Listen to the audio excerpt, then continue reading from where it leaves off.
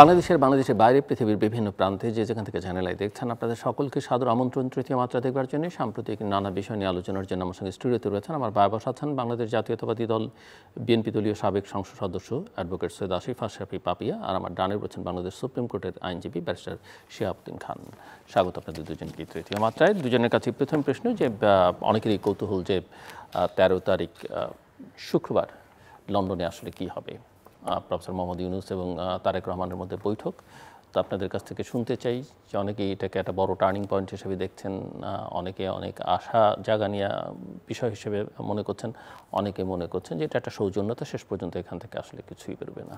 আপনি শেষে যে কথাটা বললেন সেটার সাথে আমি একমত যে সৌজন্যতা আসলে এখান থেকে কিছু বের হবে না, কারণ যে উৎসাহ উদ্দীপনা প্রত্যাশা যে সামাজিক এবং মানসিক নৈতিক পরিবর্তনের পরিপ্রেক্ষিতে এবং সমগ্র বাংলাদেশের সাধারণ মানুষের স্বতঃস্ফূর্ততার অংশগ্রহণে আওয়ামী লীগ সরকারের পতন হয় যে প্রত্যাশা নিয়ে, এবং এই সরকারকে যে প্রত্যাশা মানুষ নিয়ে বসালো এবং তাদের দিক তাকিয়ে থাকলো, অদ্যাবধি কোনো প্রত্যাশাই সরকার পূরণ করতে পারে নাই, সম্পূর্ণরূপে ব্যর্থ হয়েছে। এই ব্যর্থ সরকার এখন লন্ডনে যেয়ে বসুক, আমেরিকায় যেয়ে বসুক, কানাডায় যেয়ে বসুক, আর হিমালয় পর্বতের উপরেই বসুক, আর ভূমধ্যসাগরের মাঝখানেই বসুক, এ দিয়ে কোনো কিছু হবে বলে আমার ব্যক্তিগত কোনো ধারণা নাই। যে তারা পজিটিভ কিছু হবে ব্যক্তিগতভাবে সেটা মনে করছি না, প্রথমত। আর দ্বিতীয়ত হচ্ছে কি, মানুষ যদি অ্যাডামেন্ট হয় যে আমার এই টার্গেট, নিজের ব্যক্তিগত টার্গেট এগুলো আছে, এগুলো দিয়ে আমি শেষ পর্যন্ত সমাপ্ত করব, তাহলে আপনি যত কথাই বলেন তার তো কানের ভিতরে ঢোকে না। আপনি তার মানসিকতা, মনন, চিন্তা, চেতনার ভিতরে এই জিনিসগুলো ঢোকাতেও পারবেন না এবং সেগুলো বাস্তবায়নও কিন্তু করাতে পারবেন না। কারণ ডক্টর ইউনূস সাহেব, আপনি নিজেই চিন্তা করে দেখেন, যখন 111 আসছে, জনশক্তি নামে সে একটা মোটামুটি চেষ্টা করছিল নাগরিক শক্তি নামে একটা রাজনৈতিক সংগঠন করার, এবং সেখানে পিএস সহ অফিসও নিয়ে একটা নিয়োগ টিয়োগ পর্যন্ত কিন্তু দিয়েছিল। তো দেওয়ার পরেও সেখানে যাই হোক সফল কাম হতে পারে নাই, সেটা একটা জিনিস। কিন্তু তার মানসিক লালনার ভিতরে, প্রত্যাশার ভিতরে এইরকম একটা রাষ্ট্রীয় ক্ষমতা আসার স্বপ্ন অনেক আগে থেকেই সে যে দেখছে, এটা বাংলাদেশের মানুষ বর্তমানে আর কাউকে বোঝাতে বাকি থাকবে না। আর তারেক রহমান সাহেবের সাথে যেটা করছে, এখানে বাংলাদেশে যে বিএনপির সাথে বসছে, দেশের মানুষের জন্য এমন কিছু বার্তা ওই বসাতে কিন্তু আসে নাই, স্বাভাবিক কারণেই। ওই জিনিসই তো আবার যাচ্ছে লন্ডনে যেয়ে বসবে। তো বাংলাদেশের মানুষের, বাংলাদেশের সবচেয়ে জনপ্রিয় দলগুলোর সঙ্গে বসেই যখন কোনো সমাধান, সুনির্দিষ্ট কোনো কিছু উনি নির্ধারণ করতে পারেননি, ওখানে যে সে কিছু পারবে বলে মনে হয় না। তার এজেন্ডা যেটা বগলের ভিতরে করে ইটের মতো করে নিয়ে যাবে, ওটাই বোঝানোর চেষ্টা করবে, বাস্তবায়ন করার চেষ্টা করবে। আর বাস্তবতাটা জনাব তারেক রহমান সাহেব তাকে বোঝানোর চেষ্টা করবেন, কিন্তু ইনি তো বগলে ইট নিয়ে যাচ্ছেন, যার কারণে বাস্তবতাটা বোঝার আর না বোঝার তো তার বিষয় থাকছে না। আমার ব্যক্তিগত ওপিনিয়ন যেটা, ইনি ইনারটা বোঝানোর চেষ্টা করবেন, আর দেশের বাস্তবতাটা তারেক রহমান সাহেব বোঝানোর চেষ্টা করবেন। ইনি না বুঝে টুঝে শুনে চমৎকার করে চলে আসবেন। Thank you barrister. ধন্যবাদ জিলু ভাই। এই চ্যানেলের সম্মানিত দর্শকদেরকে আমি সালাম এবং শুভেচ্ছা জানাচ্ছি। আমি মনে করি যে শুক্রবার অর্থাৎ আগামী 13 তারিখ লন্ডনে প্রফেসর ইউনূসের সাথে বিএনপির ভারপ্রাপ্ত চেয়ারম্যান জনাব তারেক রহমানের যে বৈঠকের ইস্যুটি সামনে এসছে, এটার যে প্রেক্ষাপট অর্থাৎ রাজনৈতিক আরেকটি সংকটের সম্ভাবনা, সেই জায়গা থেকে আমি এটাকে নেতিবাচক ইতিবাচক এই দৃষ্টিতে না দেখে আমি এভাবে দেখব যে ডিসেম্বরে যে নির্বাচনের বিএনপির দাবি, এবং আসলে সামগ্রিকভাবে বাংলাদেশের ভৌগোলিক কারণ, অন্যান্য সমস্ত কারণেই যেই ডিসেম্বর জানুয়ারিতে যে নির্বাচন অনুষ্ঠানের যে কালচার, সেই প্রেক্ষিতটাকে আমার মনে হয় যে আরেকবার প্রফেসর ইউনূসকে স্মরণ করিয়ে দেওয়ার বিষয়টি সামনে আসবে। এবং আমার মনে হয় যে দুইজনের আলাপ আলোচনার মাধ্যমে যদি সেটা ডিসেম্বরে নির্বাচনের সিদ্ধান্তটা যদি পুনর্বিবেচনার একটি বিষয় আসে, তাহলে বোধহয় ওই যেই রাজনৈতিক সংকটের কথা বলছিলাম সেটা কেটে যাওয়ার একটি সম্ভাবনা তৈরি হতে পারে। আদারওয়াইজ আমি এটাকে আসলে এই সাক্ষাৎটিকে আমি বলবো যে একটি ফ্রুটলেস সাক্ষাৎ হবে। কারণ বিএনপির পক্ষ থেকে যেইভাবে ডিসেম্বরে নির্বাচনের দাবি তোলা হয়েছে এবং তার ধারাবাহিকতায় ঈদের শুভেচ্ছা বিনিময়ের সেই ভাষণে প্রধান উপদেষ্টা যেইভাবে এপ্রিলে নির্বাচনটি তাড়াহুড়া করে ঘোষণা করলেন যে শুভেচ্ছায় কিন্তু আসলে তিনি সবকিছু টেনে এনেছেন, সবকিছু টেনে এনেছেন এবং এটাও কিন্তু একটু তাৎপর্যপূর্ণ এবং ওনার বক্তব্যটিকে আমার খুব টেকনিক্যাল মনে হয়। করিডোর বন্দর থেকে শুরু করে কোনো প্রসঙ্গ মানে উনি খুব তাড়াহুড়ো করে ওনার অবস্থানটিকে উনি উপস্থাপনের মাধ্যমে নির্বাচনের বিষয়টির সমাধান দেওয়ার চেষ্টা করেছেন। আমরা যেই রাজনৈতিক উত্তাপের যে সম্ভাবনা দেখতে পাচ্ছিলাম যে ডিসেম্বরে যদি নির্বাচন না হয়, সেই ক্ষেত্রে আপনি দেখলেন যে ম্যাক্সিমাম রাজনৈতিক দলের দাবির প্রেক্ষিতের পরেও এপ্রিলে যেই নির্বাচনের ঘোষণা, যেটি প্রধান উপদেষ্টা বলেছেন যে নির্বাচন কমিশন সেই রোডম্যাপ দিবেন, আমি মনে করি যে এই বৈঠকে এই ডিসেম্বরে নির্বাচন অনুষ্ঠানের বিষয়টি আমি মনে করি যে মূল আলোচনার বিষয় হিসেবে আসবে এবং সেখান থেকে যদি আলোচনাটি এইভাবে যায় যে ডিসেম্বরে নির্বাচন না হলে রাজনৈতিক পরিস্থিতি কোন দিকে যাবে এবং সেটার মোড় কোন দিকে ছড়াবে, সেটা তো অবশ্যই অন্তর্বর্তীকালীন সরকারের যেই দুর্বলতাগুলো আমরা এখন পর্যন্ত দেখছি, তাদের যে ভালনারেবিলিটি আমরা লক্ষ্য করছি, সেটাকে আরও বাড়াবে। নতুবা যদি প্রধান উপদেষ্টা তার এপ্রিলে নির্বাচনের সিদ্ধান্তের দিকে যদি অনড় থাকেন, তাহলে সেক্ষেত্রে যেটা হবে যে এই মুহূর্তে রাজনৈতিক বিশ্লেষকদের একটি অনুমান যে এপ্রিলের সেই নির্বাচন কিন্তু আবহাওয়ার কারণে কিংবা অন্যান্য বৈশ্বিক কারণে সেটি কিন্তু আরও পিছিয়ে একটি অনিশ্চয়তার দিকে নিয়ে যেতে পারে বাংলাদেশকে। তবে প্রফেসর ইউনূসের এই লন্ডন সফরের আরও কিছু তাৎপর্যপূর্ণ দিক আমি ব্যক্তিগতভাবে লক্ষ্য করি। আপনি জানেন যে যেই আশা আকাঙ্ক্ষার ছিল বা যেই আশা আকাঙ্ক্ষার কথা, স্বপ্নের কথা এই অন্তর্বর্তীকালীন সরকার এখন পর্যন্ত বলে এসেছিলেন, যেটার আসলে বাস্তবায়ন আমরা ওই অর্থে ফ্রুটফুল বাস্তবায়ন দেখি নাই, সেখানে ইংল্যান্ডের মতো একটি দেশে একটি খুব গুরুত্বপূর্ণ একটি অ্যাওয়ার্ড গ্রহণের মাধ্যমে একটি কূটনৈতিক তৎপরতার বা দেশবাসীকে একটি কূটনৈতিক সম্পর্ক তার কতটুকু শক্তিশালী সেটা উপস্থাপনের একটি টেকনিক্যাল জায়গা আমি মনে করি যে প্রধান উপদেষ্টার দিক থেকে উনি বোধহয় পোর্ট্রে করার চেষ্টা করবেন। এমনিতে তো তার ব্যাপারে একটি ধারণা আছেই যে বিশ্বব্যাপী তার পরিচিতির কারণে তার কূটনৈতিক সম্পর্কগুলো স্ট্রং। তো আপনি জানেন যে বাংলাদেশে বিভিন্ন কারণে এই ইউরোপ কিংবা আমেরিকা কিংবা শক্তিশালী রাষ্ট্রগুলোর সাথে কূটনৈতিক সম্পর্ক জোরদারের একটি সাইকোলজিক্যাল ইম্প্যাক্ট আছে। তো সেটিও আমি মনে করি অন্তর্বর্তীকালীন সরকার এটাকে সেল করার চেষ্টা করবে। আপনার কাছে প্রশ্ন থাকলো আমার যে আপনি দেখছেন কিনা গত 10 মাসে আসলে ওনার ব্যক্তিগত সম্পর্ক কাজে লাগিয়ে দেশের স্বার্থে তেমন কিছু করা গেছে?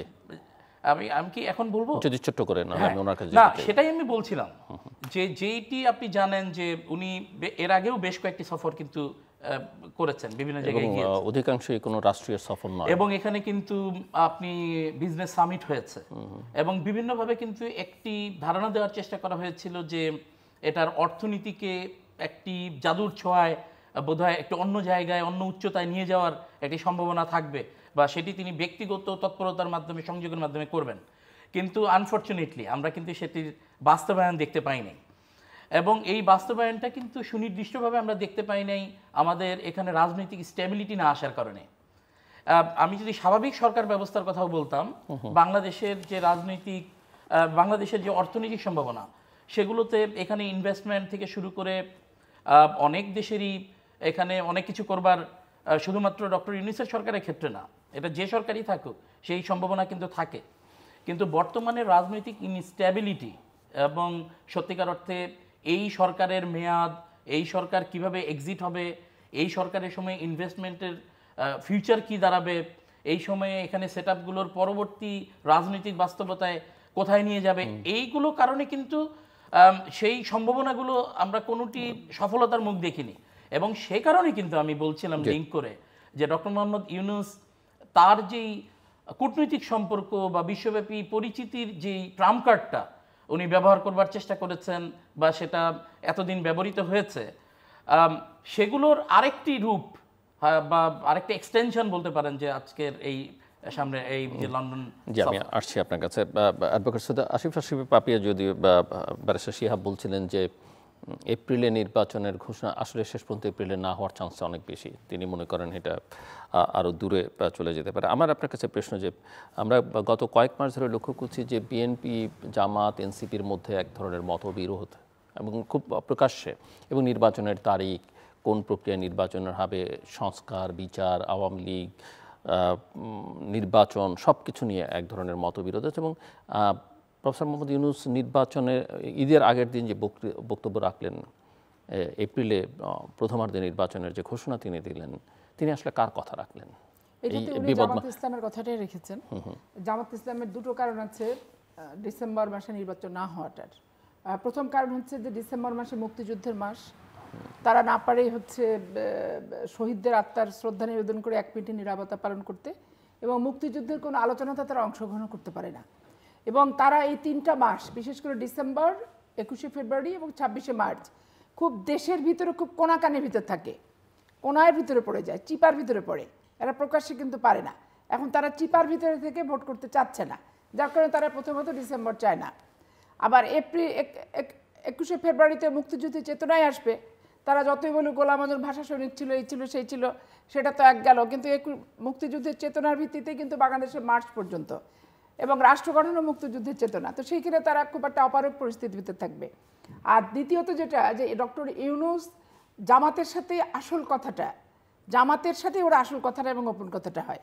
জামাত যেটা চায় সেটাই কিন্তু ডক্টর ইউনূস বাস্তবায়ন করার চেষ্টা করেন, এবং ডক্টর ইউনূসের মতের গতিবিধিটা কি, এটা একমাত্র জামাত ইসলামের লোকেরাই কিন্তু জানেন। এটা বাংলাদেশের দ্বিতীয় কোনো রাজনৈতিক সংগঠন কি ব্যক্তি কিংবা বিশ্লেষক সঠিকভাবে বলতে পারবে না। কিন্তু জামাত না, বা মানে তার ইমেজ তো একজন লিবারেল ডেমোক্রেট হিসেবে আন্তর্জাতিকভাবে না, আন্তর্জাতিকভাবে যাই থাক, দেশের রাজনৈতিক পরিস্থিতির যে অবস্থা, এইখানে আসলে ওনার চরিত্রটা তো এখন প্রকাশ পাবে।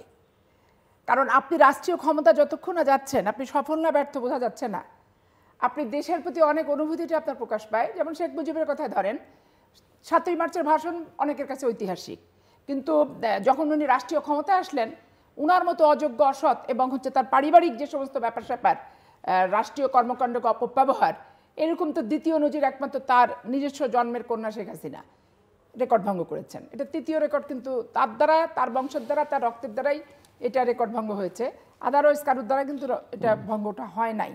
এই জন্য এখন তারপরে যে বিদেশিদের ভোটার বলতে আপনি যে সমস্ত জায়গায় ভোটার করার প্রবাসীদের ভোটার, এটা একটা স্বাভাবিকভাবে মনে হতে পারে যে প্রবাসীরা রেমিটেন্স দিবে, ভোটার হবে না কেন, অমুক দিবে না, রেমিটেন্স দিবে, নমিনেশন পাবে না কেন, এমপি হবে না কেন। বিদেশিদের যদি পার্লামেন্টে প্রতিনিধিত্ব না থাকলো, বাংলাদেশিদের মানে বাংলাদেশি বিদেশিদের যদি প্রতিনিধিত্ব না থাকলো, তাহলে তারা এত কিছু দেশের জন্য করছে, তাহলে এটার লাভ কি? এই যে একটা ধরেন গরম গরম আবেগপূর্ণ একটা কথাবার্তা, এখন এখানে যখনই আমি আমার জান প্রাণ অস্তিত্ব দিয়ে আমি চাই না, এটা যে যাই মনে করুক যে এইভাবে ভোটার করাটা, কারণ এখানে একটা সংগঠন, বিশেষ করে জামাত ইসলামের এই সংগঠনটার ভোটাররাই একচেটিয়াভাবে ভোটার হবে, তারাই উৎসাহী। এবং সেটা তো কোনো লজিক হতে পারে না যে জামাতকে ভোট দিবে বা বিএনপি বা আওয়ামী লীগকে। জামাতের লোক জামাতকে কেন ভোট দিবে না? না, আমি বলছি সেই কারণে তাদের ভোটার করা যাবে না, এটা কি লজিক হতে পারে? না, লজিক হতে পারে না, কিন্তু একটা বিশেষ গোষ্ঠী, বিশেষ দলকে বিশেষ সুবিধা দেওয়ার জন্য, বিশেষ এজেন্ডা রাষ্ট্রের জন্য, আপনি কানেক্ট করছেন এই কারণে এপ্রিলে নিয়ে যাওয়া হচ্ছে যেন নতুন ভোটার তালিকা পড়ে। এই দুজনে একমত হয়েছে শুধু কিন্তু এই কারণে। তো আর তারপরে আপনি যে বাহ্যিক সম্পর্ক দেখেন, শেখ হাসিনা ওয়াজাদের সাথে একমাত্র ভারতের ব্যক্তিগত সম্পর্কের কারণে অবৈধভাবে অনির্বাচিত হওয়ার পরে 15 বছর কাটিয়ে দিয়েছেন। মানুষের ভিতরে এটা আতঙ্ক যে এই ডক্টর ইউনূসের সাথে সারা বিশ্বের, ভারত বাদ দিয়ে সারা বিশ্বের নাকি সম্পর্ক, তো সবাই যদি একে হচ্ছে এখন সমর্থন দিয়ে শুধু বসেই থাকবে ভাবে, তাহলে তো এটা আমৃত্যু বসে যাবে মৃত্যুর আগ পর্যন্ত। এগুলো কিন্তু আপনি চায়ের স্টলে, রেস্টুরেন্টে, গসিপে, গ্রামে এগুলো কিন্তু আসতেছে যে একটা রাষ্ট্রের সাথে সম্পর্কের কারণে 15 বছর অবৈধভাবে থাকলো, আর ভারত বাদ দিয়ে সবার সাথে এই ব্যক্তিটির সম্পর্ক, তাহলে ইনি তো মৃত্যুর আগ পর্যন্ত থেকে যাবে। তাহলে আমাদের ভোটের অধিকার কোথায় গেল? ভোটের অধিকারের যে আন্দোলন, যে দাবি, একটা জিনিসই তো চাচ্ছে 15 বছর থেকে, যে একটা সুষ্ঠু অবাধ নিরপেক্ষ নির্বাচন যেখানে ভোটাররা সুন্দরভাবে ভোট দেবে, গণনাতে কোনো কারচুপি হবে না, যারা ভোট গ্রহণ করবে তারা কোনো পক্ষপাতমূলক কেন মনে হবে, আচরণ করবে না। এটাই বা কেন মনে হবে ভারত ছাড়া গোটা পৃথিবী ওনার প্রতি দুর্বল, মানসিকভাবে দুর্বল? ওনাদের- আমরা জানি ভারতীয় পার্লামেন্টে তিনি ভারতীয় পার্লামেন্টে গিয়ে লোকসভায় কিন্তু প্রফেসর ইউনূস এক সময় বক্তৃতা করেছেন। সো ইভেন রাজীব গান্ধীর সঙ্গে তার এক সময়কার সখ্যতার কথাও আমরা মানে চিত্র আমরা দেখেছি। কিন্তু আমার প্রশ্ন হচ্ছে যে উনি বললেন আর গোটা পৃথিবী ওনার কথায় গোটা পৃথিবী শুনবে, বাংলাদেশে ভালো নাচবে। চায় না, কিন্তু গোটা পৃথিবী তাদের ব্যবসায়িক যে বুনিয়াদি এবং আধিপত্যবাদের যে প্রচেষ্টাটা, সেইটা যেই ব্যক্তিকে দিয়ে করানো যাবে সেই ব্যক্তিকেই যুগের পর যুগ দেখা গেছে যে সেভাবে তারা সমর্থন দিয়ে আসছে। এখন ভারত ডক্টর ইউনূসকে সমর্থন দেয় কি দেয় না, স্বাভাবিক দৃষ্টিভঙ্গিতে সিম্পলভাবে মানুষ যেটা ভাবে যে শেখ হাসিনাকে এত কিছুর পরও আওয়ামী লীগের 450টা এমপি সবাইকে নিরাপদ সহকারে তারা আছে। আজ পর্যন্ত এই সরকার ওদের চান্দির একটা চুলও ছিঁড়তে পারেনি, ওদের গায়ের একটা লোম ছিঁড়ার যোগ্যতা এই বর্তমান সরকারের হয়নি। নাকের ডগা দিয়ে গেছে, নাকের ডগা দিয়ে নিরাপদ সহকারে তারা সবাই আছে। এত মানুষকে পেঁচানোর কোনো প্রয়োজন নাই। বাংলাদেশে 2008 থেকে শুরু করে এই 25 পর্যন্ত যত ঘটনা, ওই 450 জন এমপি আর ওই 5 বছর অন্তর অন্তর প্রত্যেকটা অফিসিয়ালির প্রধান, এইটুকের বাইরে আসলে কারো কোনো ক্ষমতা ছিল না। আর সব যা করাইছে শেখ হাসিনার নিজের দায়িত্ব নিয়ে অপকর্মগুলি করাইছে। এখন আপনি চিন্তা করেন চাঁপাইনবাবগঞ্জের গোবরাতলা ইউনিয়নের একটা ওয়ার্ড আওয়ামী লীগ, ও তো ওখানে আওয়ামী লীগের জ্বালাতেই করতে পারেনি, ও তো হাইব্রিড আওয়ামী লীগের জ্বালায় ত্যাগী আওয়ামী লীগ সারা জীবন ধুতরা হয়ে পড়ে থেকেছে। এখন তাকে যদি একটা মামলা দেয় তো সে এই সরকারের উপর কতটুকু প্রভাব বিস্তার করেছে অপকর্মে, এগুলো বুঝার চিন্তার ব্যাপার আছে। এবং এই সরকার যে আওয়ামী লীগের বিচার মানসিকভাবে চায়, এটা আমি কিন্তু ওইভাবে বিশ্বাস করি না। কারণ ওইভাবে যদি বিশ্বাস করতাম আমি, তখন আজকে হারুন কিভাবে যায়, আজকে বিপ্লব কিভাবে যায়, আজকে মেহেদী হাসান কিভাবে যায়, আজকে তাপস কিভাবে যায়, যে প্রকাশ্য হত্যার হুমকি দিয়েছে আমাদের প্রত্যেকটা জনসভাতে, ফখরুল ইসলাম আলমগীরকে ঢাকায় অবাঞ্ছিত ঘোষণা করছে, আজকে ওবায়দুল কাদের কিভাবে বাংলাদেশ থেকে যায়, যে প্রতিদিন হত্যার হুমকি এবং প্রত্যেকটা বক্তব্য তার ক্রিমিনাল অফেন্স। সিআরপিসি ঘাটলে দেখা যাবে একটা অফেন্সের ভিতরে পড়ে। ছাত্রলীগকে লেলিয়ে দেওয়ার, নট অনলি দ্যাট, যেখানে মহল্লায় মহল্লায় যেখানে ছাত্রদল পাবে হাত পা ভেঙে গুড়িয়ে ফেলে দাও, এই যে বক্তৃতাগুলা, এই ফখরুল তোমাকে মেরে ফেলা হবে, তোমাকে অমক করা হবে, এই বক্তৃতাগুলা, এই যে দিত সে, এটা তো ক্রিমিনাল অফেন্স। বাংলাদেশের সংবিধানের শপথ নিয়ে জনগণের প্রতিনিধি না, যদিও তারা শপথ তাদের নাই, সবই অবৈধ, কিন্তু এইভাবে বক্তৃতা দা ক্রিমিনাল অফেন্স না। তাহলে এই সরকারের প্রস্তুতিটা কি? আমি আসবো আর বসবো আর একটা দল গঠন করব, 9 মাসে বাচ্চা প্রসব করতে লাগে, 2 মাসে প্রসব হয়ে গেল একটা বাচ্চা। আপনার কাছে আমার প্রশ্ন, তাহলে বিএনপি তো আপনারা দাবি করছেন বা বাস্তবতা হয়তো অনেকটা তাই, যে এখন এই মুহূর্তে দেশের সবচেয়ে বড় রাজনৈতিক দল, তো আপনাদের কথা শুনছে না, জামায়াত ইসলামের কথায় দেশ চলছে, সরকার চলছে, নির্বাচনের তারিখ মানে আপনারা ডিকটেট করতে পারছেন না? না, ডিকটেট না, ওনারা চায় ওনাদের দ্বারা পরিচালিত সংগঠন, এবং ওনাদের দ্বারা পরিচালিত, উনি যেহেতু রাষ্ট্রপতি হতে চান, বাংলাদেশের পার্লামেন্টারি সিস্টেম চেঞ্জ করে উনি রাষ্ট্রপতি শাসিত সরকারই করতে চায়। আমার অন্তর দিয়ে আমি যেটা বুঝি, আমার ধারণা, আমার ব্যক্তিগত ওপিনিয়ন, এটা রং হতে পারে, রাইট হতে পারে, যে উনি বাংলাদেশের রাষ্ট্রপতি হতে চায়। তারা রাষ্ট্রপতি যদি সর্বময় ক্ষমতার অধিকারী হয় রাষ্ট্রপতি শাসিত সরকারে, তো একটা নামে মাত্র পার্লামেন্ট থাকলেই তো চলে। তো সেইখানে জামাত, এনসিপি সহ আলেম ওলেমা দিয়ে একটা মোর্চা করে উনি সরকার প্রধান হলেন, আর তার দল ক্ষমতায় থাকলো। আর বিএনপিকে উনি ওই যে নির্বাচনের জন্য আমরা আন্দোলন করছিলাম, আপনি যত কথাই বলেন, বর্তমান প্রশাসনের ফেয়ার অবস্থা নাই, এবং প্রশাসনের ডিসিএসপি এত নির্লজ্জ, এত বেহায়া যে আপনি কল্পনা করতে পারবেন না। তাদের টাকা খাওয়ার প্রবণতা দূর হয়নি, এবং এই জামাত ইসলামকে প্রোভাইড করার মানসিকতাও তারা পরিহার করতে পারছে না। তাহলে সরকার যদি না বলে দেয়, জামাত ইসলামের লোক তো রাতারাতি একবারে ডিসি, এসপি থেকে, আইজি থেকে, ডিআইজি থেকে এত কিন্তু বৃদ্ধি পায়নি, তাহলে তারা কার কথা মতো চলছে? তাহলে আপনি এনসিপি কে কিভাবে দেখছেন? এনসিপি আমি যেটা দেখছি, এটা একটা বাচ্চা প্রেশার গ্রুপ বলে রাখবে তারা। এদের মনের কথাগুলো সবসময়, জামাত যেহেতু একটা রাজনৈতিক সংগঠন, তারা দীর্ঘদিন থেকে রাজনৈতিক সংগঠনে তাদের উত্থান পতন, চড়াই উত্তরে তারা আছে।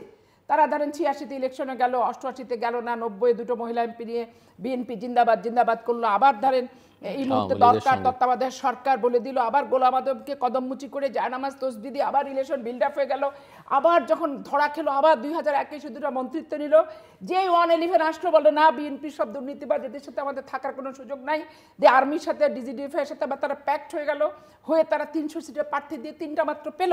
তাদের চরিত্রত্ব বয়ান করার কোনো শেষ নাই, যেখানে স্বার্থ সেখানে তারা, যেখানে স্বার্থ সেখানে তারা, রাষ্ট্রের স্বার্থ, দেশের স্বার্থ, মানুষের প্রত্যাশা কোনো কিছু কিন্তু তারা বুঝেনি। ইভেন ধর্মের ব্যাখ্যা নিজের স্বার্থ মাফিক তারা দেয়, ধর্মের অরিজিনাল ব্যাখ্যা যেটা সেই মাফিক কিন্তু তারা ব্যাখ্যা দেয় না, যেখানে যেরকম প্রয়োজন সেরকম ব্যাখ্যা দিচ্ছে। এবং আপনি ইউটিউব খোলেন, এই যে কিছু কিছু ব্যক্তি বক্তৃতা দিচ্ছিল, এই পাপিয়া জামাতের বিরুদ্ধে বললো, ইসলামের বিপক্ষে বললো, ইসলামের শত্রু জানা যায় যেও না, কবর দিও না, এই যে বড় বড় কথা। দেখেন সব জামাত ইসলামের প্রার্থী, তারা এখন সব তাদেরকে প্রার্থী ঘোষণা করছে। এবং তাদের ইউনূস সরকারের প্রতি যে অকাঠ্য সমর্থন, আওয়ামী লীগ সরকারের প্রতি তাদের সমর্থন ছিল, ভালো করে বক্তৃতাতে দেখেন, তাকে কৌমি জান্নাতি মাদার বলেছিল। আবার তারা এখন ইউনূসকে বলছে যে এইরকম ওহি, এইরকম আলেম পৃথিবীতে নাই, এরকম কথা তারা এখন বলতেছে। তো তাহলে দেখেন এই যে সাথে সাথে মতের পার্থক্য, বক্তৃতার পার্থক্য, চিন্তা চেতনার পার্থক্য, বিন্দুমাত্র জামাত লজ্জা পায়? জামাত লজ্জা পায় না তো, এটা তো লজ্জাহীন একটা সংগঠন। এবং এটা তো সন্ত্রাস ছাড়া, অপকর্ম ছাড়া, ধর্মকে নিজের স্বার্থে ব্যবহার ছাড়া এরা রাজনৈতিক সংগঠনই তো আমি মনে করি না। তাহলে ক্ষমতা ছাড়া এরা কেন থাকবে? এরা যার ঘাড়ে বন্দুক রেখে বেশি ব্যবহার করতে পারবে তার ঘাড়েই কিন্তু তারা চড়বে। তো ডক্টর ইউনূস সাহেবের ঘাড়ে ওরা চড়েছেন, আর ইউনূস সাহেবের কিছু কিছু ব্যক্তিগত চিন্তা চেতনা মাফিক উনি যদি থাকতে চান, স্বাভাবিক কারণে ওদের দ্বারা প্রচারিত হচ্ছে। আর আপনি এনসিপির যেটা কথা বললেন, বাচ্চা প্রসব করতে 9 মাস সময় লাগে, 2 মাসে একটা নবজাতক শিশু জন্মগ্রহণ করছে এই সরকার। এখন একে সাবালক করবে না নাবালক করবে না কিভাবে কি করবে, এইভাবে করে তার একটা লেজে গোবরে কিন্তু হয়ে গেছে। কিন্তু এই ছেলেগুলি যদি প্রেশার গ্রুপ হিসেবে থাকতো, যে কোনো ভালো কাজ খারাপ কাজকে প্রতিহত করার জন্য একটা প্রেশার গ্রুপ, এরা সারা জীবন অমীয় হয়ে থাকতে পারতো, সারা জীবন ইতিহাসের পাতায় স্বর্ণাক্ষরে নিজেদের নাম কিন্তু লেখাতে পারতো। কিন্তু দেখেন এরা ক্ষমতা চায়, এরা এমপি চায়, এরা মন্ত্রী চায়, এরা সরকার গঠন চায়, রাষ্ট্র ওদের দ্বারা পরিচালিত হবে, বাংলাদেশের সব রাজনৈতিক সংগঠন ওদের দ্বারা নিয়ন্ত্রিত হবে, ওদের কথা শুনতে হবে। একবারে শেখ হাসিনার রোগ এই 2 মাসের জন্মগ্রহণে পেয়ে বসছে। এখন এদেরকে আপনি কোন ভিটামিন খাওয়াবেন, কোন ট্যাবলেট খাওয়াবেন, কোন ভিটামিন নিয়ে এসে ওদেরকে এই রোগ থেকে আপনি দূরে সরাবেন? কেন বিএনপি মানলো না, কেন বিএনপি করলো না, কেন এটা শূন্য না? অদ্ভুত অদ্ভুত, এটা 2টা ইস্যু আছে তাদের। নাবালক তো মনে করো আমরা সাবালক হয়ে গেছি, আমাদেরকে নিয়ে বড় বড় সংগঠন 5 দিন আলোচনা করুক, তাহলে টক শো, রেডিও, টিভি, পত্রপত্রিকা আসলে আমরা একটু উপরে উঠলাম, নাবালকত্ব একটু পরিহার হয়ে একটু সাবালকত্বের দিকে আমরা যাচ্ছি, এই একটা। আর আমলে আসার একটা প্রক্রিয়া। আর দ্বিতীয়ত যদি আমি পেয়ে যাই নিয়ন্ত্রণ করতে, সমস্যাটা কি? ওরা ডাকবে সবাইকে যেতে হবে। শাহবাগী আর এদের ভিতরে দৃষ্টিভঙ্গির পার্থক্যটা কি? শাহবাগীতে মন্ত্রী, মিনিস্টার, এমপি সবাই যে ধর্ণা দিয়ে আসছে, আর এদের কথা হচ্ছে আমরা ডাকছি, বিএনপি আসেনি কেন? তো তুমি বিএনপিকে ডাকবা, বিএনপি যাবে, আশা বা করো কেন? আর তোমার ওখানে না গেলে আমি বিচার চাই না অপকর্মের, এটা বুঝলা কেমনে তুমি? তো বুঝতে হবে। জি ব্যারিস্টার শিহাব, হ্যাঁ, পাপিয়াপার কথার ওই রেস্ট টেনে এই কথাটি তো সত্য যে এই অন্তর্বর্তী সরকারের সাথে এই এনসিপি নামক যে পরবর্তী রাজনৈতিক দল বা তার আগে ছাত্র সংগঠনের যেই কাঠামো ছিল, তাদের সাথে একটা সখ্যতা শুরু থেকেই ছিল। এবং এইটাও খুব সোজাসাপটা রাজনৈতিক দৃষ্টিতে দেখলে এই মুহূর্তে বোঝা যায় যে অন্তর্বর্তীকালীন সরকারের সাথে এনসিপি এবং জামাতের একটি এক অর্থে বলা যায় কথাবার্তায়, চিন্তাভাবনায়, নির্বাচন কেন্দ্রিক বিভিন্ন ইস্যুতে মিল খুঁজে পাওয়া যাচ্ছে। এবং আপনি দেখবেন যে জামাত ডিসেম্বরে স্ট্রিক্ট থাকে নাই, তারা হয়তো বা বলেছে যে রোজার আগে, আর এনসিপি তো তাদের মতো করে বলেছে, এবং জামাত এপ্রিলেও বলেছে। তো ওইটার একটা রিফ্লেকশনস কিন্তু আমরা এই নির্বাচন অনুষ্ঠানের এই ঘোষণার মধ্যে পেলাম।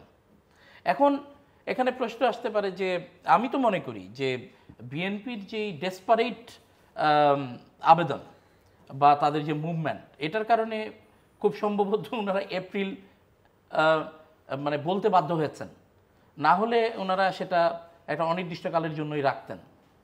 তো এখন একটা বড় চ্যালেঞ্জ হবে যে এই এপ্রিলটাকে আসলে সব দিক বিবেচনায়, কারণ আমরা কিন্তু এপ্রিলে হলে যে খুব অনেক বড় কিছু আমরা সামনে পেয়ে যাচ্ছি, এপ্রিলে হলে দেশ ফুলবাগানে ছেয়ে যাবে, বিষয়গুলো তো এরকম না। বরঞ্চ আমরা যেটা দেখতে পাচ্ছি যে এপ্রিলে হওয়ার পেছনে যেটা পাপিয়াপা বললেন যে এখানে বরং অনেকে বলছে যত তাড়াতাড়ি হয় তত ভালো, দেশের অর্থনীতি রাজনীতি স্থিতিশীলতা। ডেফিনেটলি, কারণ হচ্ছে যে আমরা অনেক কিছুতে কিন্তু যে যাই বলুক আমরা কিন্তু মৌলিকভাবে পিছিয়ে যাচ্ছি।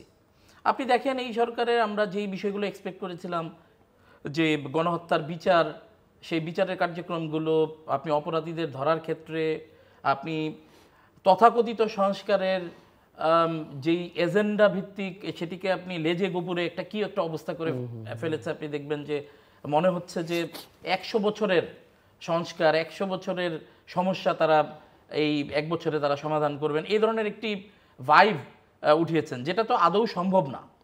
তো আমি এর আগেও বলেছিলাম যে সংস্কারের বিষয়টিকে র্যাপ আপ করতে হবে, এই সরকারকে খুব সংক্ষিপ্ত কিছু বিষয়ে র্যাপ আপ করতে হবে এবং দ্রুত নির্বাচন দিতে হবে। কারণ হচ্ছে এখন একটি আপনি দেখবেন সোশ্যাল মিডিয়াতে খুব কৌশলপূর্ণভাবে একটি বিষয় আনা হচ্ছে যে 2-3-4 মাসের নির্বাচনের ব্যবধানের জন্য কি হবে না। এখানে যদি রাজনৈতিক উদ্দেশ্য যদি থাকে তাহলে এখানে অনেক ভাববার বিষয় আছে। কারণ আপনি এনসিপি নামক সংগঠনটি নবজাতক হোক বা যেটাই হোক, দেখবেন তারা যদি রাজনৈতিক দল হিসেবে সত্যিকার অর্থে আত্মপ্রকাশ করতে চায়, তাদের এখানে নির্বাচন কমিশনের সাথে তাদের এনলিস্টমেন্টের বিষয় আছে, তাদের যদি তাদের আরও বেশি স্বপ্ন থাকে তাদের প্রতীক পাওয়ার বিষয় আছে। এটার জন্য তো ফান্ডামেন্টালি কিছু সময় প্রয়োজন, গঠনতন্ত্র, ঘোষণাপত্র, অনেক কিছু কাজ বাকি, হয়তো বা ওই স্পেসটা দেওয়ার একটি বিষয় থাকতে পারে।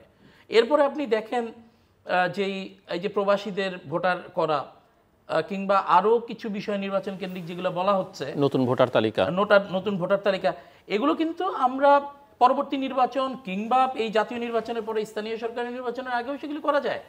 কিন্তু এখন যদি এটা হয় যে টার্গেটটা কোনো নির্দিষ্ট রাজনৈতিক দল বা কোনো বলয়কে সুবিধা দেওয়ার উদ্দেশ্যে, তাহলে কিন্তু এই এপ্রিলের বিষয়টা কিন্তু তখন বিতর্কিত হয়ে যায়। এই অন্তর্বর্তীকালীন সরকার কিংবা প্রফেসর ইউনূস তার বক্তব্যে, এই রিসেন্ট যে বক্তব্য দিলেন, এখানে কিন্তু এপ্রিলে নির্বাচন দেয়ার যদি স্বচ্ছ বা একটা নির্মোহ পিকচার উনি দিতে পারতেন, তাহলে হয়তো বা আমরা সবাই সেটাকে ভাবতাম যে হ্যাঁ 2-3-4 মাসের জন্য বিষয়টি এরকম। কিন্তু আমরা কিন্তু এটার মধ্যে প্রকান্তরে কিছু রাজনৈতিক উদ্দেশ্য আমরা দেখতে পাচ্ছি। এটা হচ্ছে একদম গ্রাউন্ড রিয়েলিটি এবং এটাই বাস্তবতা।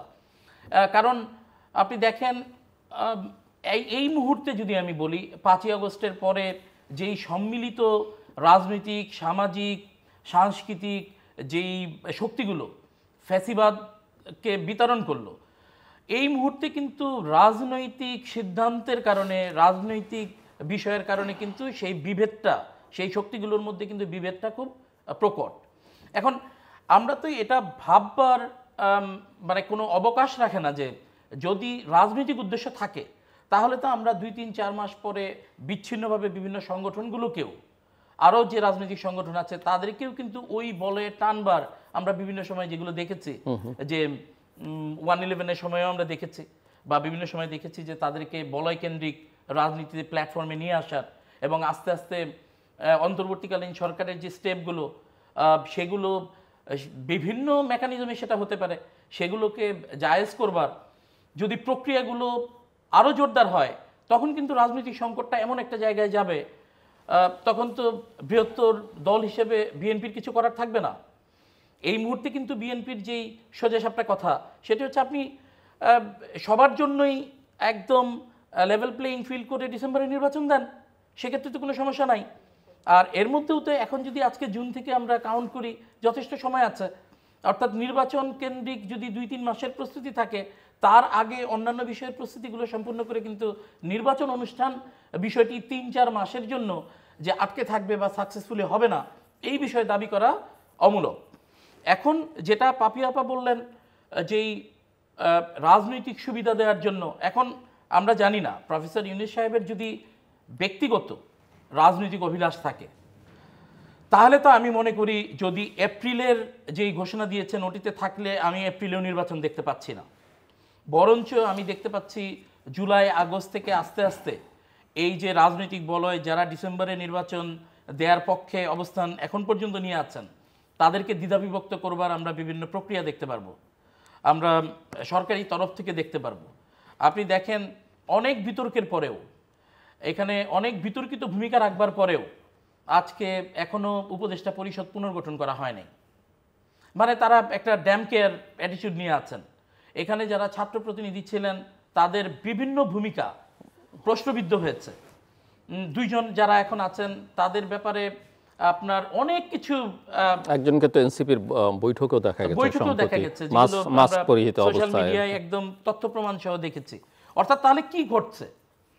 এই স্বচ্ছতা বা এই জায়গাটাও তো আপনি নিশ্চিত করতে পারছেন না যে না তাদের সাথে এদের সরাসরি সংশ্লিষ্টতা নেই।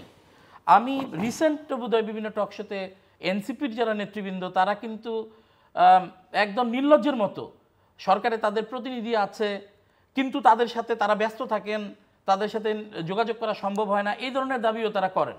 তো এই বিষয়গুলো তো অ্যালার্মিং। আপনি যেই প্ল্যাটফর্মেই থাকুক, আপনি যেই বৈষম্যের বিষয়ের ইস্যুটি 5ই আগস্টে এসেছিল, যেই নির্বাচন লুটপাটের ইতিহাস আমরা দেখেছি, তো সেই নির্বাচনী ফেভার দেওয়ার কালচারটা যদি আবার জারি থাকে তাহলে আর আমাদের মধ্যে তো আসলে হতাশার কোন পর্যায়ে গিয়ে আমরা দাঁড়াবো। অ্যাডভোকেট সৈয়দ আসিফ আশরাফি পাপি, একটু আত্মসমালোচনাও হতে পারে আমার এই প্রশ্নটায়, যে বিএনপি দেশের সবচেয়ে বড় রাজনৈতিক দল হিসেবে এই মুহূর্তে দাবিদার, বিএনপি কি পারবে ডিসেম্বরের মধ্যে নির্বাচন আদায় করতে? একই সঙ্গে যেখানে সেনাবাহিনী বা সেনাপ্রধান তারা বলছেন যে 31 ডিসেম্বরের মধ্যে নির্বাচন করতে হবে, মানে এটা একটা বড় সাপোর্ট বিএনপির জন্য, যেখানে পতিত আওয়ামী লীগ যে যাই বলুন না কেন, যেভাবেই বলুক না কেন, তাদের ভোট বিএনপির পরে কাছাকাছি এক একজন একভাবে বলবেন, বাট তারাই আরেকটি অন্যতম শক্তিশালী রাজনৈতিক পক্ষ এই মুহূর্তে হয়তো ভিজিবল না, তারাও এই সরকারকে পছন্দ করছে না, যে কোনোভাবেই হোক, যে কোনো কারণেই হোক। সো এইরকম একটা আবহাওয়ার মধ্যে বিএনপি কি পারবে আসলে নিজেদের দাবি আদায় করতে, না এক ধরনের মরাল ভিক্টরি যেটা জামাত বা এনসিপির হয়ে গেছে এপ্রিলে ঘোষণার মধ্য দিয়ে, সেটা আরও অব্যাহত থাকবে, আরও শক্তিশালী হবে? আসলে আমার খুব নিখুঁতভাবে আমার ব্যক্তিগত দৃষ্টিভঙ্গি যেটা জিলু ভাই, যে এই সরকার এবং জামাত ইসলাম এবং এনসিপি যেটা করছে, এরা বিএনপিকে একটা বিপদে ফেলার জন্য এবং বিএনপিকে একটা মানে -2 তো সেটা আছে একরকম, কিন্তু একটা কেচকির ভিতরে ফেলার ব্যাপক প্রবণতা আমি লক্ষ্য করছি। আজকে এনসিপি যখন প্রশ্ন তোলে যে আপনারা কি আন্দোলন করে ফলাফল তুলতে পারছেন, আমরা তো আন্দোলন করছি, তা আমি তো উল্টে এনসিপিকে এই প্রশ্নটাও করতে পারি যে বাবা তুমি কদিন জেল খেটেছ? হারুনের ভাতের হোটেলে একবার গেলে এতেই বাংলাদেশের আন্দোলন হয়ে ক্ষমতার পতন হয়ে গেল? এগুলো কি ভাবার কোনো অবকাশ আছে? প্রথমত। আর দ্বিতীয়ত, ডক্টর ইউনূস সাফারার হতে পারে যে 9 তালা রাত্রিবেলা উঠে তার শ্রম আইনের বিচার হয়েছে, তাকে জেল দিয়েছে, কিন্তু ডক্টর ইউনূস তো আন্দোলন করে এই জায়গায় আসছে না। বাট এখানে আরেকটা প্রশ্ন, যে প্রফেসর ইউনূস যখন নোবেল পেলেন, বিএনপি তাকে তো অভিনন্দন জানিয়েছে, সংবর্ধনা, এবং তারপরে ওনার সাফারিংসের পুরো সময়টাই তো বিএনপি তার সঙ্গেই ছিল, তাকে সমর্থন দিয়েছে, কিন্তু বিএনপি সেটাও ধরে রাখতে পারলো না। বিএনপি ধরে রাখার জন্য না, তারা তাদের থলের বিড়ালের আগাম একটা পরিকল্পনা নিয়ে তারা আগাচ্ছিল। এখন তারা এই যে আজকে এনসিপি বলে যে সফল কেন হননি, আবার কিছু হুজুর আছে, এই যে ডক্টর ফাইজুল, তারপরে আপনার হচ্ছে আর একটু ভদ্রলোকের নাম আমিন হামজা, ওনারা বলে হ্যাঁ তোমাদের বালির ট্রাক বেগম জিয়ার বাসায় থাকলো, তোমরা কি করলে, তোমরা পারলে না কেন সেটা সরাতে, তোমাদের মুরুদ আমরা দেখেছি। ডক্টর ইউনূস আল্লাহর পক্ষ থেকে অলিকে নিয়ে নাড়াঘাটা করো না, তার বক্তৃতা হচ্ছে এটা সে দেয়। আর ডক্টর ফাইজুল তো একবারও বিএনপির অমককে বহিষ্কার করেন, তমককে বহিষ্কার করেন, শিবিরের বিরুদ্ধে কথা বলেছে, জামাতের বিরুদ্ধে কথা বলেছে, ইসলাম বিদ্বেষী, আলেম বিদ্বেষী, মানে জামাত ইসলামের পক্ষে ওয়াজ করে যারা জামাতের ভোট চায় তারা জামাত ইসলামের বলা যাবে না, ওটা আলেম সমাজের অংশ। আর আমি ইসলামের যত কথাই বলি আমি হচ্ছে ইসলাম বিদ্বেষী। চিন্তাটা আপনি চিন্তা করেন যে তাদের কি ডিপ থিঙ্কিং তাদের। এখন সামরিক বাহিনীর নিরপেক্ষতার কারণে তো আপনি কামিয়াব লক্ষ্যে পৌঁছাতে পেরেছেন। নিরপেক্ষ কোনো নির্বাচনে তারা হয়নি, কামিয়াব লক্ষ্যে পৌঁছায়নি। বিএনপির কি কর্মীর অভাব, কি বিএনপির লোকের অভাব, কি মানসিকতার অভাব, কি মাঠে নামার ক্ষেত্রে কোনো আন্তরিকতার অভাব, এগুলো তো আমাদের ভিতরে নাই।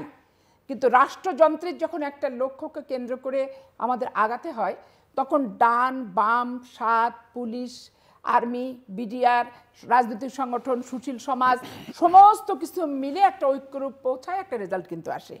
তো সেই ক্ষেত্রে দেখেন আমাদের অবস্থাটা দেখেন, আমরা যখন বলছি যে আন্দোলনে আমরা 15 বছর ছিলাম, কামিয়াব হতে পারিনি। কামিয়াব কে হয়েছে আন্দোলন করে? একমাত্র ডক্টর ইউনূস আর হাসনাত আর জার্জিস হয়েছে, সার্জিস।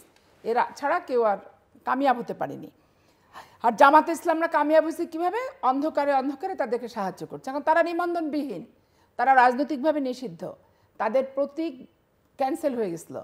তারা তাদেরকে অন্ধকার গুপ্ত খেপার ভিতরে ঢুকে তারা তাদেরকে নার্সিং করতে পারে, সাহায্য করতে পারে। বিএনপি একটা প্রকাশ্যে জন্ম নেওয়া সংগঠন, এইটার সব কিছু ঠিকঠাক আছে।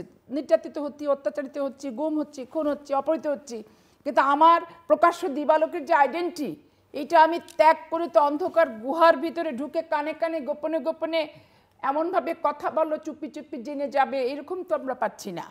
তো এখন সেইটা তারা চুপি চুপি বলো কেউ জেনে যাবে, তারা এই সিস্টেমে আগাইছে। তারা বলে সেইখানে আমরা নাই। তো এখন এই যে আমরা ডিসেম্বরে ইলেকশন চাই, বাংলাদেশের দেশপ্রেমিক সামরিক বাহিনী যদি ডিসেম্বরে নির্বাচন চায়, বাংলাদেশের জনগণ চাচ্ছে, সর্ববৃহৎ রাজনৈতিক দলের মোর্চা বিএনপি সহ আমরা সবাই চাচ্ছি, ব্যবসায়ী সমাজ চাচ্ছে, তাহলে অবশ্যই আমরা কামিয়াব হব। আমি দৃঢ়ভাবে এটা বিশ্বাস করি। কিন্তু আমাদের এই চাওয়ার ভিতরে যদি কোনো খান্তি ঢুকে যায় কারো কারো ভিতরে, সেইখানে তখন আপনার কিছুটা প্রেডিক্ট করতে পারেন মানে হোয়াট ইজ নেক্সট? এই আমার কাছে মনে হয় যে এই লন্ডনে বিএনপির ভারপ্রাপ্ত চেয়ারম্যানের সাথে প্রধান উপদেষ্টার বৈঠকটি খুব তাৎপর্যপূর্ণ। এই বৈঠকের পর আসলে সত্যিকার অর্থে আসলে যদি কোনো এখানে সিদ্ধান্ত নাও হয় বা আমরা যদি সিদ্ধান্ত নাও দেখি, কিন্তু এই প্রেডিকশনের জায়গাটা আমার মনে হয় তৈরি হবে। কারণ ওই দিন আমার মনে হচ্ছে নির্ধারিত হবে যে এটি কি বিএনপি তার ডিসেম্বরের নির্বাচনের দাবির থেকে কি কম্প্রোমাইজ করবে নাকি স্ট্রিক্ট থাকবে। তা আমার মনে হয় যে ওই জায়গাটা খুব গুরুত্বপূর্ণ। এই মুহূর্তে আমি ব্যক্তিগতভাবে সেফ সাইডে ওই বৈঠকের উপরে ছেড়ে দিব। তবে আমি এখানে খুব ইম্পর্টেন্ট একটা বিষয় ধরা যাক বিএনপি নেতৃত্ব ডিসেম্বরের ব্যাপারে স্ট্রিক্ট থাকলেন, আরেকটা হচ্ছে প্রফেসর ইউনূসের যে চাওয়া, সেই চাওয়া অনুযায়ী ঠিক আছে এপ্রিলেই, কোনটার ফলাফল আপনি কি দেখেন? না, আমি কিন্তু সেই ক্ষেত্রে ভয়ঙ্কর একটা রাজনৈতিক সংকট আবার বাংলাদেশে কোনটাতে? আমি তো দুটো অপশন বললাম। না, আমি সেই ক্ষেত্রে কিন্তু আমার থাকবে যে ডিসেম্বরে এই নির্বাচন হবে। কারণ হচ্ছে আপনি জানেন যে আমাদের যে দেশপ্রেমিক সেনাবাহিনী, তারা আসলে কতদিন একদম রুট লেভেলে এখন গিয়ে সেনাবাহিনীকে যেভাবে ভূমিকা পালন করতে হচ্ছে। কারণ এই সরকার কিন্তু ফান্ডামেন্টালি পুলিশকে অ্যাক্টিভ করতে ব্যর্থ হয়েছে। তারা এখনও সিভিল অ্যাডমিনিস্ট্রেশনের আমরা বিভিন্ন যেই পিকচার পাই তারা ফুল মোটিভেট করতে পারে নাই। সবচেয়ে বড় কথা হলো পুলিশকে তারা অ্যাক্টিভ করতে পারে নাই। তো পুলিশের রোলটা তো আসলে সেনাবাহিনী পালন করার কথা না। সেনাবাহিনী প্রতিরক্ষা ব্যবস্থা নিশ্চিত করবে। এই যে ডে টু ডে আমার রাস্তায় কি হলো, আমার ওইখানে এক সন্ত্রাসী কর্মকাণ্ড হচ্ছে, সেখানে ছুটে যাবে, এটা তো সেনাবাহিনীর কাজ না। আমি তো মনে করি যে আমাদের সেনাবাহিনী খুব ধৈর্যের সাথে 5 তারিখের পর থেকে খুব পজিটিভ রোল প্লে করেছে এখন পর্যন্ত। হ্যাঁ, এখন পাকিস্তানের যেই পিকচার আমরা দেখি বা আমরা ইজিপ্টে যে পিকচার দেখেছি, সেখানে সেনাবাহিনীর যে রোল, সেটা ইভেন 1/11 সরকারের সময়ও আমাদের সেনাবাহিনীর যে রোল, সেটার সাথে বর্তমান সেনাবাহিনী প্রধানের আমি ধৈর্য কিংবা আনুষঙ্গিক সব মিলিয়ে তার অ্যাটিটিউড সব কিছু মিলে আমি রোলটা একটু বিভিন্ন দেখতে পাচ্ছি। এই কারণে খুব সম্ভবত অনেক পেশাদারি মনোভাবও উনি প্রদর্শন করেছেন। আসলে যেমন এখানে রাজনৈতিকভাবে সেটাকে একটা ব্যাখ্যা দেওয়ার চেষ্টা করা হয়েছে যে সেনাবাহিনী প্রধান এভাবে বলবেন কেন, কিন্তু উনি তো বলবেন। কারণ হচ্ছে যে উনি একটা সার্টেনটি চান, উনি 3 তারিখে কথা না বললে কি হতো? বাংলাদেশের পরিবর্তনটা ওনার নিরপেক্ষতার কারণে, এখানে অন্য কিছু না। পুলিশ গুলি করেছে, বিডিআর গুলি করেছে, হেলিকপ্টার থেকে গুলি নিপতিত হয়েছে, ভারতের র এসেছে, একমাত্র সেনাবাহিনী নিরপেক্ষতার কারণে এইবার রেজাল্ট আমরা পেয়েছি। বিগত দিনে ওইটাই বলছিলাম যে being the chief of army, উনি তো সার্টেনটি চাবেন। উনি উনার এই বিশাল সেনাবাহিনীকে উনি শিফট বেসিসে এভাবে উনি কতদিন রান করাবেন? কারণ স্মরণ থাকবার কথা 5 তারিখে কিন্তু উনি বলেছিলেন যে এই পরিস্থিতিতে আমি দায়িত্ব নিচ্ছি সবকিছু ঠিকঠাক। হ্যাঁ, উনি বলেছেন এবং ওগুলো দেখবেন। এখন তো আপনার যেই সমস্ত আমরা বিষয় দেখতে পাচ্ছি, এখানে আরো অনেক গুমর বেরোচ্ছে, আস্তে আস্তে তো এগুলো আরো ভালনারেবল হতে পারে। তো সেনাবাহিনী কি অনন্তকাল পুলিশের ভূমিকা পালন করবে? এটা সম্ভব না। সেনাবাহিনীকেও আমি মনে করি সার্টেনটি দেওয়া উচিত। কারণ আপনি খেয়াল করে দেখেছেন সেনাবাহিনী প্রধান খুব চমৎকারভাবে বলেছেন যে বেশি দিন সেনাবাহিনীকে এভাবে সিভিল অ্যাডমিনিস্ট্রেশন করে রেখে দিলে তার পেশাদারিত্ব ডাউনফল হতে পারে, তাদের মধ্যে অনেক ধরনের কার্যক্রম, অনেকে অনেক অপরাধ কর্মে জড়িয়ে পড়ার, যেগুলো আমরা 1/11 দেখেছি। উনি সেই বিষয়গুলোকে সেফগার্ড করার চেষ্টা করেছেন। এবং আমি তো মনে করি যে পাকিস্তান হলে, ইজিপ্ট হলে এতদিনে তো সেনা শাসন শুরু হয়ে যেত, যে সেটার কনসিকুয়েন্স যাই হতো, সুযোগ ছিল। তো আমি মনে করি সেনাবাহিনীর ডিসেম্বরে নির্বাচন চাওয়াটা বিএনপির চাওয়ার সাথে মিলে গেলেও এটার একটা রিয়েলিটি আছে, এটাকে আমি পজিটিভলি দেখি। তো আপনি যেটা বললেন যে যদি এইরকম পরিস্থিতি হয়, যে মুখোমুখি এরকম হয় যে ডিসেম্বর না এপ্রিল, আমি তো মনে করছি যে সেই ক্ষেত্রে অন্তর্বর্তীকালীন সরকার ডিসেম্বরে নির্বাচন দিতে বাধ্য হবে। জাস্ট 30 সেকেন্ডসে জুলাই চার্টার নিয়ে একটা আলোচনা হচ্ছে, আপনি কি দেখেন এটার ভবিষ্যৎ? কেউ কেউ মনে করছেন যে এটা খুবই প্রয়োজনীয় ঐকমত্য, যদিও এটা গত জুলাইতে আসলে হওয়া উচিত ছিল, এখন বলা হচ্ছে যে ঐকমত্য কমিশন যেসব বিষয়ে ঐকমত্যর জায়গা নিচ্ছে সেটাতে একটা চার্টার করা।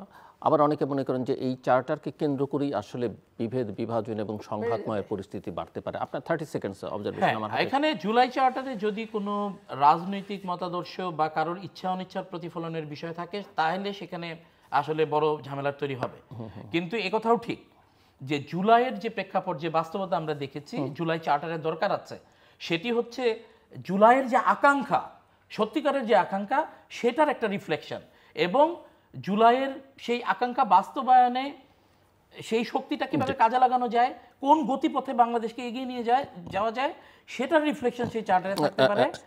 অন্য কিছু না। পাপিয়া, খুব ছোট করে 1 মিনিট। যারা জুলাই চার্টারটা চাচ্ছে, যে প্রত্যাশাটা ছিল, তারাই তো প্রত্যাশাটা ভঙ্গ করে ফেলেছে, মানুষকে নিরাশ করে ফেলেছে।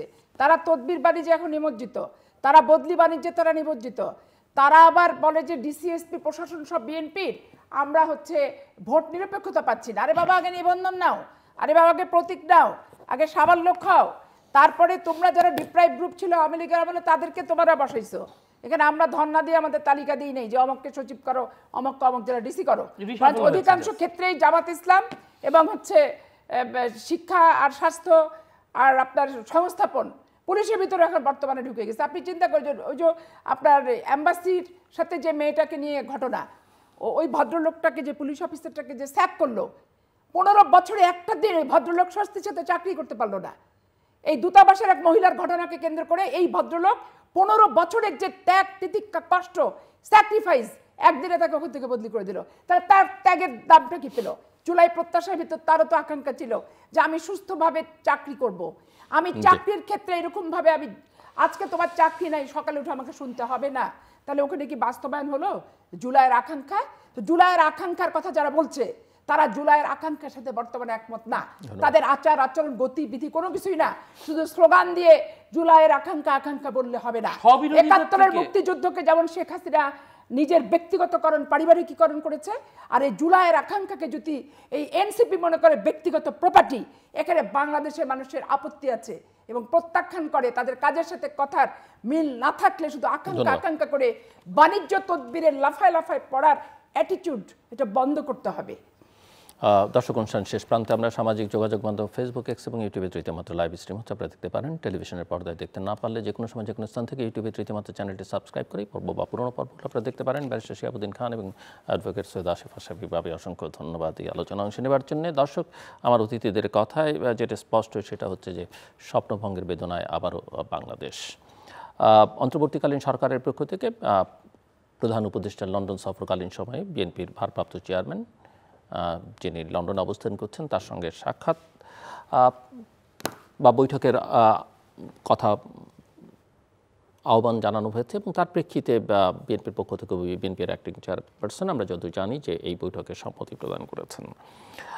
নিঃসন্দেহে এটি রাজনৈতিক সংস্কৃতির একটি ইতিবাচক দিক। সরকার প্রধান যখন কারোর সঙ্গে বৈঠক করতে যান কোনো রাজনৈতিক দলের নেতার সঙ্গে, তাতে সাড়া দেয়া একটা সভ্য সংস্কৃতির অংশ। নিঃসন্দেহে এটি সামাজিকতারও একটি অংশ, এটিকে সবাই ইতিবাচক হিসেবে দেখছেন। তবে এই বৈঠকের ফলাফল নিয়ে অনেকের মধ্যে যথেষ্ট পরিমাণে শঙ্কা রয়েছে।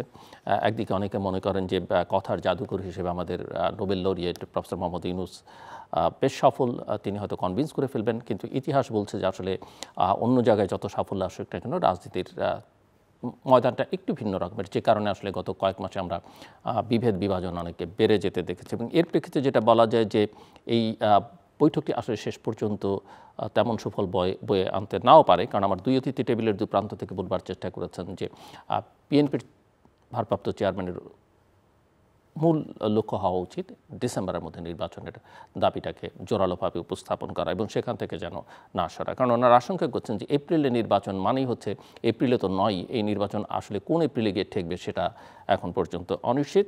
এবং আলোচনায় আরেকটা প্রসঙ্গে এসছে যে ওনারা স্মরণ করিয়ে দিয়েছেন যে মুক্তিযুদ্ধকে নিজেদের করবার পরিণতি যেটা 2024-এর অগাস্টে আমরা দেখেছি, আজকে যারা 2024-এর জুলাই অগাস্টকে নিজেদের করবার চেষ্টা করছেন তারা যেন সেই পরিণতিটা স্মরণ রাখেন। আমাদের কথা শুনবার জন্য অসংখ্য ধন্যবাদ। আপনাদের সবার জন্য শুভকামনা।